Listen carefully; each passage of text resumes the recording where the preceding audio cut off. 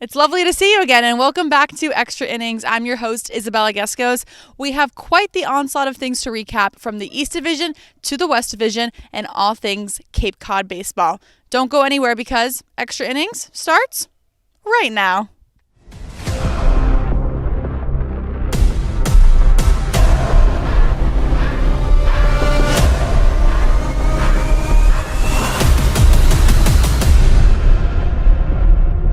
Only thing that's on my mind is who's gonna run this town tonight.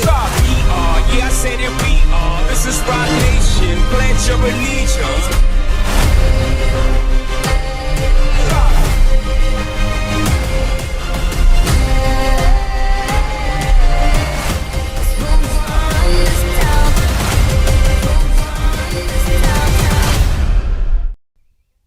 Welcome back. Before we get into the storylines of this week, we gotta look at some highlights from the West Division. This one's chopped on the ground. DeBarge fires a laser home. Is the tag in time? Yes, it is. And Diaz looking at the plate. It almost looks like he's a little surprised that only one run to chase right now for Orleans heading to the ninth. He's set. The 2-2. This one grounded up the middle, ranging over as Oyama. He can't make the play. It dribbles into center field. Bodine's going to round third base. He is going to score. A huge bottom half of the eighth inning for the Braves. At first pitch here. And we are underway. Smith drives one deep out to left field. Back at the track. Goodbye! Cam Smith, 2 nights in a row, has led it off with a home run, and Hyannis is on the board. Cam Smith, man, you might like the leadoff spot. Don't move. Stay right there. It's an 8 of 9 games played, make that 9 of 10. Galaney flies this one into right field. Oncoming is Nick McLean. He camps out under it and drops it. Galaney rounding first. He's at second. 1 run's already come home to score. Harrison all the way from first, and the Cats take a 6-2 lead. Boy, what a lapse in right field that time by Nick McLean. A routine fly closer towards the line. It just pops out of his glove, and Katua takes advantage. A 6-2 lead. Trying to hold it down. 1-0. Hussey to right. It is deep. Goodbye. The Huss Bus with an express ticket over the right field wall.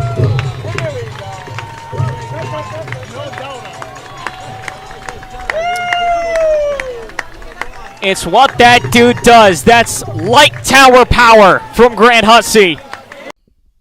Now, let's take a look at the Eastern Division where it has been jammin' recently. To resume this at bat, ready for a 1-1. On the way. Outside, gets to the backstop. There is no throw home. Scampering in is Leach. Scores a run. 5-2. Gorski will deal to the plate. Hallback lines it into left center, and it will get down and past Turner. And to the fence. Blake past third. He's going to come to the plate. Hallback's going to go to third and get in there safely. A go-ahead extra base hit for Matt Hallback as Blake comes around to score. Off. Popped up towards center field. Going back to the wall is Turner. Jumps, but it's gone. A home run for Doug Gleed. He hit one well down the left field line, and this time keeps it in fair territory. Straightaway center field, deepest part of the park, not a problem. We were waiting on that. Doug Gleed has... Schubert gets his lead off of second, and Lyle Miller-Green stands at first with 1 out. No score, bottom 3. Pitch. In the air, left center field. It's down for a base hit. Etzel scores standing. Here comes Schubert. It's a 2 RBI single for Carter Trice. Chatham takes a 2-0 lead in the bottom of the third. Offering. And Jones flares it in the right field, down for a base hit. Here comes Sauke rounding third. The throw not gonna come in time. The Mariners win this one. Some Mariner magic at White House. Kennedy Jones his team best 15th RBI. He sprints all the way into center field, and the Mariners walk this one off here and send the home crowd home happy. Now, if we're going to talk some baseball, we got to talk to the broadcasters, and we got the opportunity to talk to the voices of the 2022 Cape Cod Baseball League champions. I'm here with the Bourne Braves broadcasters. Cam Manna. Matt Scalzo. All right, so Matt, with Bourne being in the bottom half of the West Division, what do you expect to see from the team coming up? Well, I think over the last few weeks we've seen a very different team from who we saw in the start of the year. Bourne started 0-4-1, got off to a really rocky start, but now a lot of the new guys have come into the lineup. Caden Bodine, Derek Bender, Player of the Week. Jonathan Vastine's been incredible in the field. Just a lot of new faces that have come in and really propelled this team. I expect them to make a solid push heading into July. What are some things they need to focus on? I think it's just consistency, and everyone's going to say it's baseball. There's going to be nights where you're on, nights where you're off. We saw it last night with Bourne against YD. They lost 4-0, only got 2 hits, but there's just nights where you just got to stay a bit more consistent and try and get those bats going early and try and make adjustments. Cam, Bourne has some of the hottest offensive players right now. How do they continue that streak? Yeah, I think the bats have been alive. You talk about Derek Bender was the Player of the Week. He's been great. Top of the lineup's been hitting the ball very well. I think, a balanced lineup. I think Bourne has really that top to bottom. A lot of guys that get on base. Scott Landers loves to steal bags. So I think that if they just keep doing what they're doing right now, you got a great hitting coach in Jared Salto-Amakia. So, it really balances out well for them. We were going to do every other question, but you already brought up Bender. So what has Bender done so far this season to make him be so impressive? Well, he mashes the baseball. He hits to both sides of the field, 3 home runs, steals bases as well. He has 4 right now. And he kind of brings an engine to the middle of the lineup, bats in that 3-4 spot, brings confidence to the Braves. You look at their last 10 games when Bender's been here, he's accounted to, for over 1/6 of their runs. So he's been really special, and there's really, not anything bad you could say about his bat right now because he's just been so hot. Mm-hmm. Matt, with the roster changes, the Cape Cod Baseball League is finally kind of seeing what the rest of the roster is going to look like for the rest of the summer. What do you now see with these new additional players that are coming in that's going to shape the rest of the season? Well, you just see a lot of highly touted guys, a lot of players that you know what to expect when they walk into the box, guys that are really confident when they step up to bat, and people that are in the field or pitchers that are on the mound that just exude confidence and are ready to go every given night, and at any different moment that they're just going to show who they are. Who's one pitcher that just exudes that confidence? That's a tough question, but I'm going to go with David Falco out of Maryland. Every time that he's come in for Bourne this season, he just steps on. He knows where his pitches are going to go, and he's done a really great job on the mound for Bourne. So last year, you guys won the whole thing. This year, you're kind of struggling so far. What do you guys need to change to kind of turn that luck around? Well, I think in the last 10 games, I think they've had that, kind of championship mentality. They got Bryce Eblin back, who was the 2022 most valuable player in the playoffs. I think right now they're playing some very good baseball at a championship level. I think, early on there's always that learning curve for a summer baseball team. You're meeting guys from all across the country. So I don't think there's a lot that they have to change. It's kind of just staying the course. It's a long, long summer. And, the team's talked about momentum. And if you're playing good baseball in mid to late July, you're in really good shape. And second to last question, you guys are playing the High-End Harborhawks tonight. What can we expect from this matchup? I think you're going to expect a lot of offense. The 2 meetings between these two, Bourne's put up 8 runs and I think 11 runs in the 2 meetings. And it's really just, that's kind of where Bourne's found their offense and trying to kind of carry that same momentum forward. At Dorn Park, it's a bit bigger, but they've been able to find the gaps here, and I expect a bit more offense. Okay. So, we're kind of a bit past 4th way through the season. What has been your favorite call so far this summer that you guys have done? I would probably say Derek Bender's go-ahead 2-run home run against Harwich when they won 5-3. He's sticking with the Player of the Week here. Yeah. You're being safe. He's being safe in his evaluation. Okay.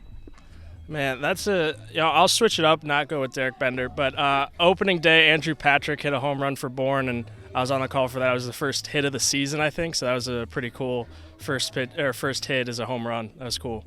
That sounds amazing. Well, Cam, Matt, thank you guys both so much. Unfortunately, it's time for a quick break. We'll be right back. The Cape Cod Baseball League wants to give a huge shout out to all of its sponsors for the 2023 season.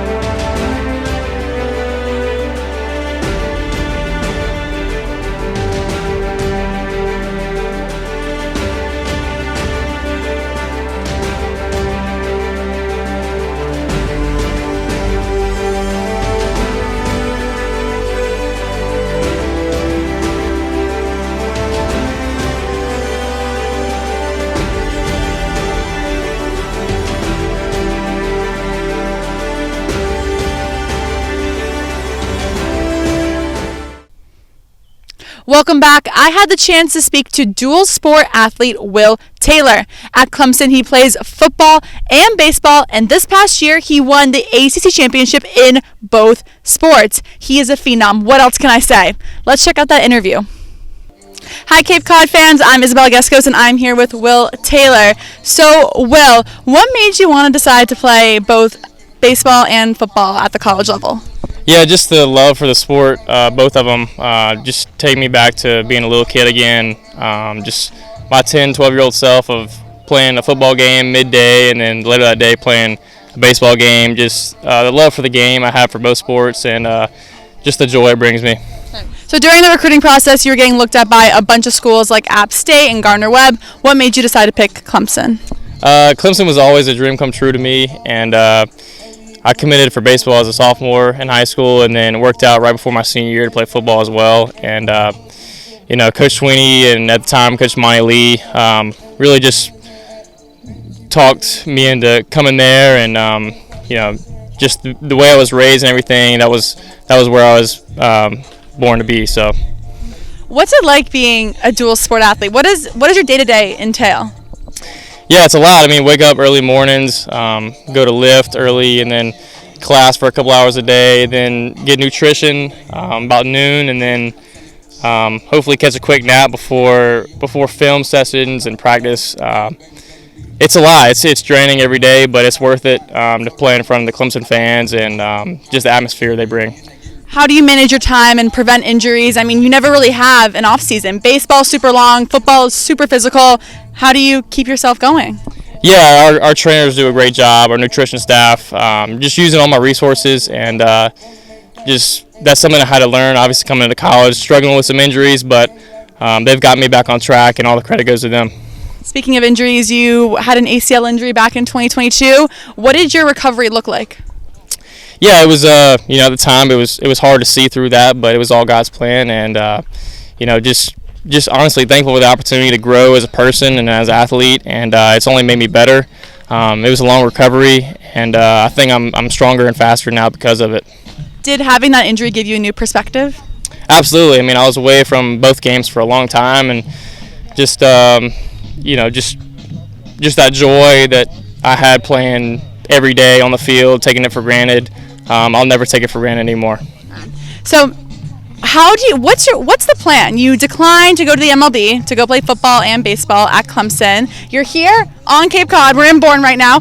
What do you think where do you see your future headed? Yeah, I don't know. Just one season at a time, one day at a time. Just enjoying my time here in the Cape, and just loving baseball. That's why I'm here. I love it, and get to play every day. It's a dream come true.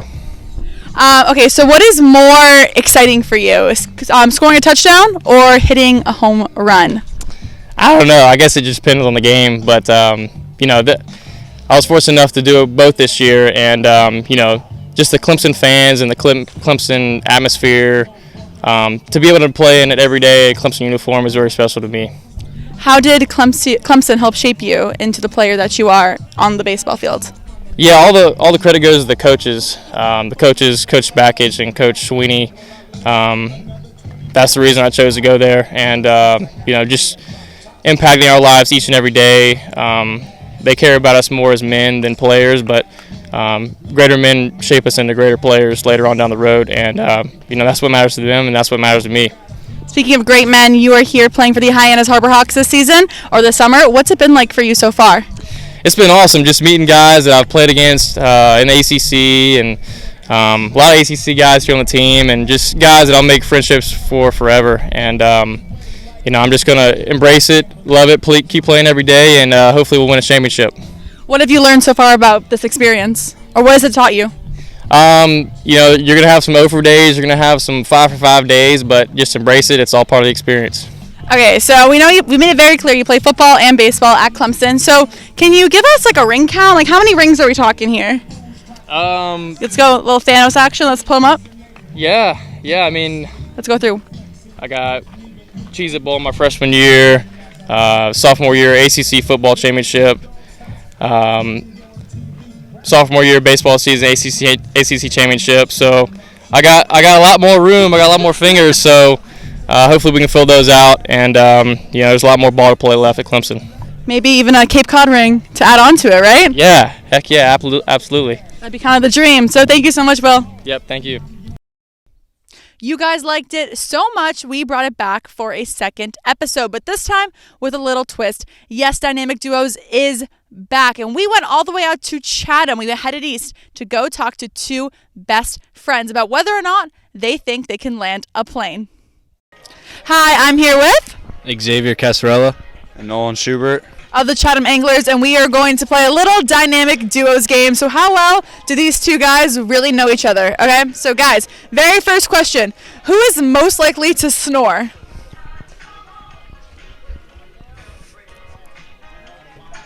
Okay, 3, 2, 1, flip. It ain't me. You look like a back sleeper, and back sleepers snore a lot. So. I'm a stomach sleeper, dude. I don't snore. Nice and quiet. Big old teddy bear. I think I do actually snore, though. So, there you go. You're a back sleeper? Side sleeper. Side sleeper? And you're a back sleeper or stomach? I'm all the above sleeper. Whatever I'm feeling comfortable.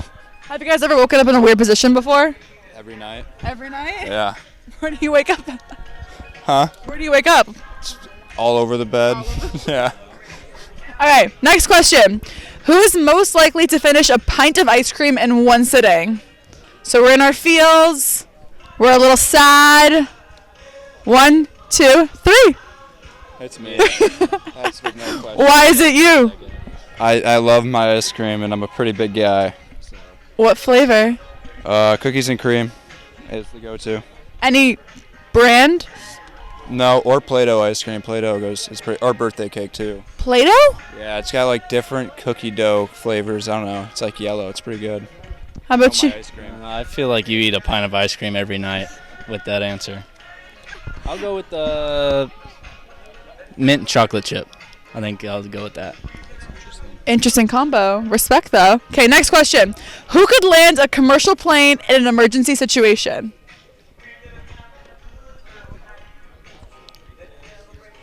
Three, 2, 1. Obviously. Wow. Why do you think you could? So in junior college, you have a bunch of different people. One kid actually had like a flight simulator, and I would go in there and actually land a plane on the flight simulator. So I actually have practice, and Nolan just has confidence. I don't know. Why do you think? I got confidence, and I can't beat a flight simulator, but I played a lot of GTA growing up. Stole a lot of planes in that game. We got one with experience and one with some fake experience. Confidence. Confidence is key. Okay, so who is most likely to go off the grid and never be heard from again?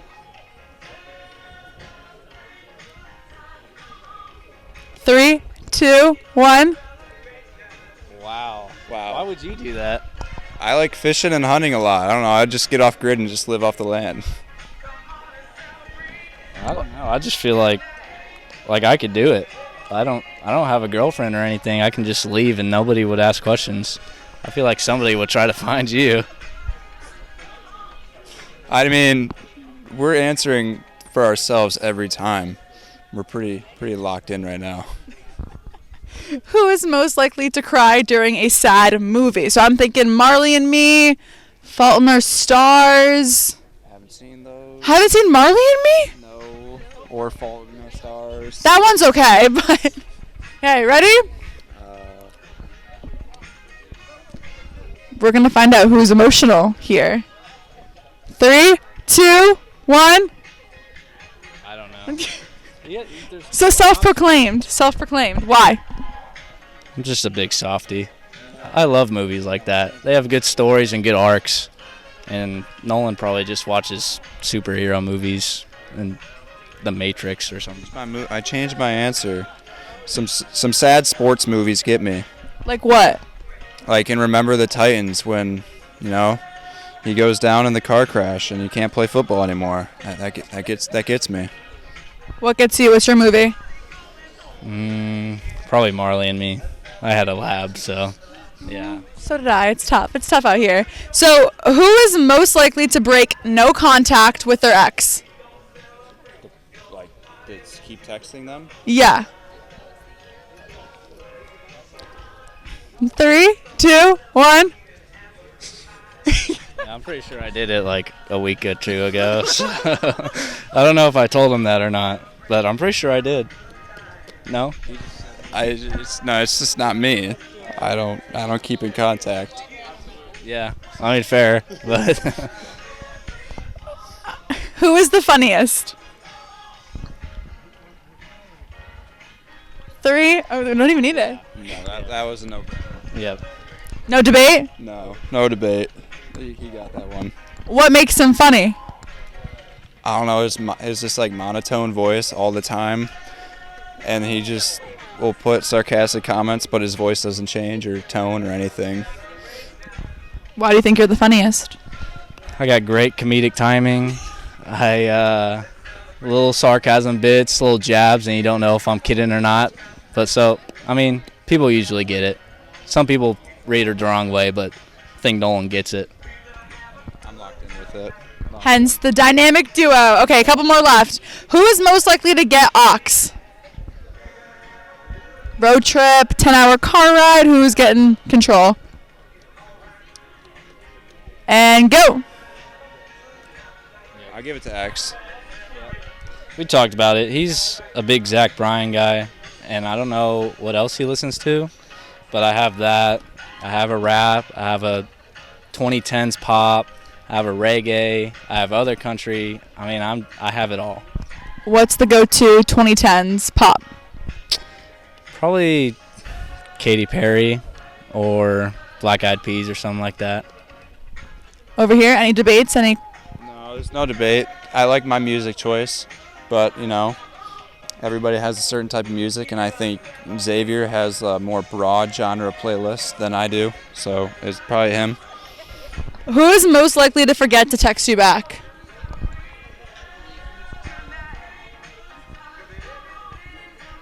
And go.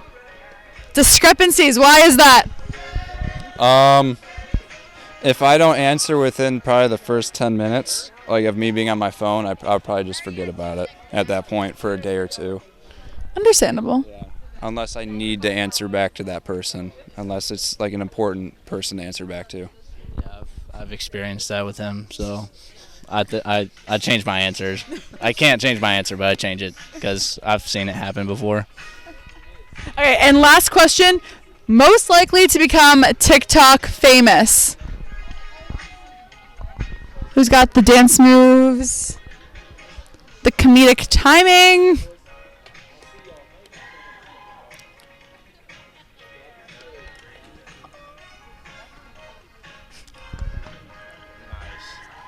Oh my God, they're on the same page. Yep, look at that. What would you guys become TikTok famous for? Everything.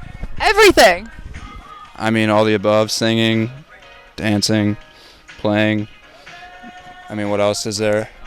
Skits on the street, little pranks, little dance compilations, some singing, and then maybe some like vlogs or something, day in the life. Yeah. My food critics. I'll do my food critics, day in the life. I mean, yeah, I think we just do all the above. Give it a wide genre. Well, you're going to see these two guys blow up on TikTok in the upcoming days, it seems like.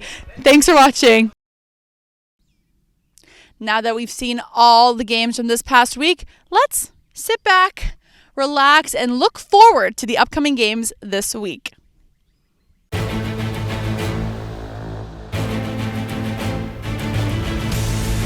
As always, you can find all Cape Cod Baseball League content right here. And from Cape Cod, Massachusetts, I'm Isabella Geskos.